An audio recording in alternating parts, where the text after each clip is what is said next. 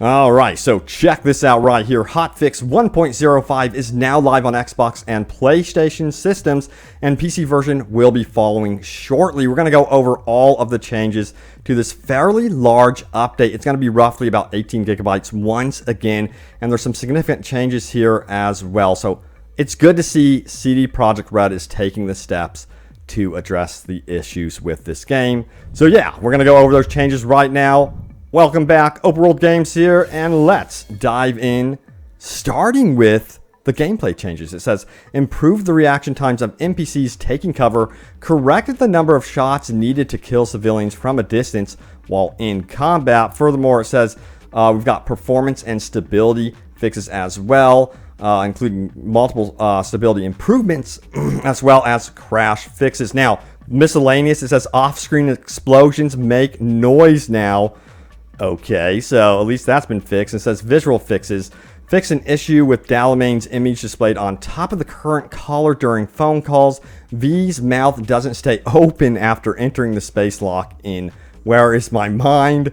And then fix some UI overlap issues. Some of this stuff is so ridiculous. It says V appears more modest in the inventory preview after half a year montage. NPCs are faster to appear in the quest area during Stadium Love. Adding some more to the HDR. Fix T-posing NPCs in suspected organized crime activity. Just say no. And gig hot merchandise. And then it says fix an issue whereby after a brain dance, it was possibly stuck in third-person view with no head.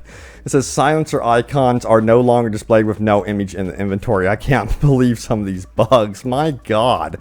All right, let's talk about the UI. It says fix an issue with weapon crosshair persisting on screen. The inventory menu no longer closes immediately after opening it for the first time after leaving a car. And then they also fix an issue whereby upon accessing a fast travel terminal, the button shown on the top right corner prompting to open the quest journal would not work. So yeah, all this stuff definitely necessary. But what about console and PC specific fixes? Let's dive into that right now. This is what it says. It says they have improved image sharpness with chromatic aberration and film grain on. Settings no longer reset to default after several game session restarts. Fixed visual issues occurring during the transition between the heist and Love Like Fire. Corrected the look of several vehicles, entering combat while synaptic accelerator is active no longer ends in player health bar not being displayed. And then on Xbox, game no longer becomes unresponsive when signing out from a profile when the controller disconnecting message is visible. And then telemetry consist request will appear once more due to an earlier issue with settings reset. And then they fixed an issue whereby it was possible to fall down the elevator shaft in Mega Building H8 in Automatic Love. Wow, that would suck. Now, what about the PC? It says here, AMD SMT optimized default core thread utilization for 4-core and 6-core AMD Ryzen processors. 8-core, 12-core, and 16-core processors remain unchanged and behaving as intended. This change was implemented in cooperation with AMD and based on tests on both sides, indicating that the performance improvement occurs only on CPUs with 6 cores and less. Yeah, I've had problems with my AMD as well. And then it says, fix an issue with the way raw input is collected and remove the use of AVX instruction set, thus fixing crashes occurring at the end of the prologue on processors not supporting AVX. Now, they've also removed debug console to prevent functions that could lead to crashes or blocked quests. This doesn't mean we don't want to support the modding community. Stay tuned for more info on that. Oh boy, that's an interesting one. Ray trace reflection should no longer seem too bright in comparison to the environment. Fix an issue with Steam overlay crash on game shutdown. Remove the memory pool budget .csf file, whatever that is, not connected to the final version of the game and had no influence on it. So yeah, just some fixes there for PC specific. A lot of AMD fixes as well. So a lot of people have been struggling with their AMD processor in Cyberpunk 2077. Especially if you get too many cores on that. And I'm running like the AMD Threadripper and I have too many cores and I've had some issues. I'm like, why is this game running like crap? It should be running brilliantly. I have a really good computer. What is going on? So I'm hoping that once this update goes live for the PC, my game is running 100%. That sure would be nice. Let's talk about quests. It says Jackie will no longer disappear in the pickup or the heist. fix an issue with preventing players from landing in the helicopter in Love Like Fire. Then they fix an issue with Takamura not calling in Play It Safe. It's no longer possible to trigger the same dialogue twice in Big Japan. Then they say this, fix an issue with Dalamain appearing upside down at the end of Don't Lose Your Mind. It says Saul now correctly reaches the van in Riders of the Storm.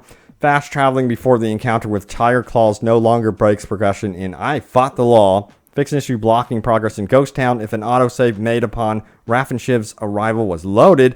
Then they also fix an issue of not receiving new calls or messages if Happy Together failed as a result of combat. Now they said Elizabeth Perales stops being excessively insistent, with her calls after a job offer is refused.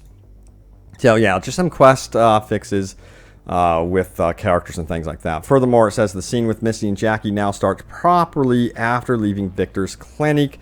And then there's a bunch of other quest fixes here. Wakako's dialogues no longer get blocked after finishing search and destroy. And then walking away from Stefan in Sweet Dreams shouldn't prevent other characters from calling you anymore. And then Brick's detonator should now be properly interactable for players to disarm or set off your call. Elevator doors should now correctly open in the heist. My god. Saul now correctly gets out of cars and Riders on the Storm. Fix an issue not receiving new calls or messages after running too far away from Frank in War Pigs. Jackie now correctly leaves the factory after the combat is finished in The Pickup.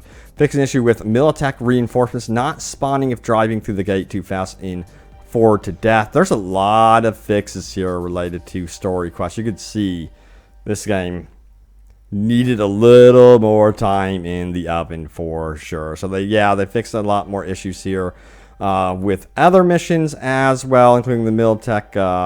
All right, I already read that. That says skipping time while in the club and violence no longer results in issues with progression. Then they fix an issue starting gig getting warmer. And then another issue with not receiving new calls or messaging after Pyramid Song has been abandoned midway. And then they fix an issue whereby Dalamain core could be already broken when players enter the core room and don't lose your mind. Then they fix an issue with Dalamain not appearing or doing nothing outside the afterlife in the heist. Good. It's good to see that they're squashing those bugs. Nice. Then they fix an issue with Objective getting stuck on Talk to Victor in the Ripper Dock. I had these issues where the game just would not continue for me at all. They fixed an issue whereby it was impossible to talk to the bouncer in front of Lizzie's in the information. Add a description for Don't Lose Your Mind in the journal. Then they fixed an issue preventing player from saving, using fast travels, and talking to other NPCs after reloading a save with an active call with Frank and War Pigs. What a pain. My god. Then they also fixed an issue with Pan Am not calling about any other matter until all flyaways completed. Fix an issue with Dum Dum following V after the pickup is finished. Nice. Alright, so those are the patch notes right there. A lot of quest fixes. I had my own issues again with even continuing the story. Like, that was such a pain. Trying to figure out what was wrong with my game. All I wanted to do is continue the story. And it refused to continue because guess what? Jackie was missing. I did see there in the quest fixes that is actually addressed. So, good news. Alright, time for your top comments. Let's do this. First top comment comes from Oliver Lee. Says, man, reading this has made me feel so sorry for the dev team. I can't imagine how many of them gave up valuable time with friends and family just to have their effort be crapped on by clueless investors and CEOs. Yeah, so that relates to a video I did recently. You could find that on the channel about how right now it seems like there's some infighting with CD Projekt Red staffers, basically questioning board members, the CEO, about what in the world happened with this game.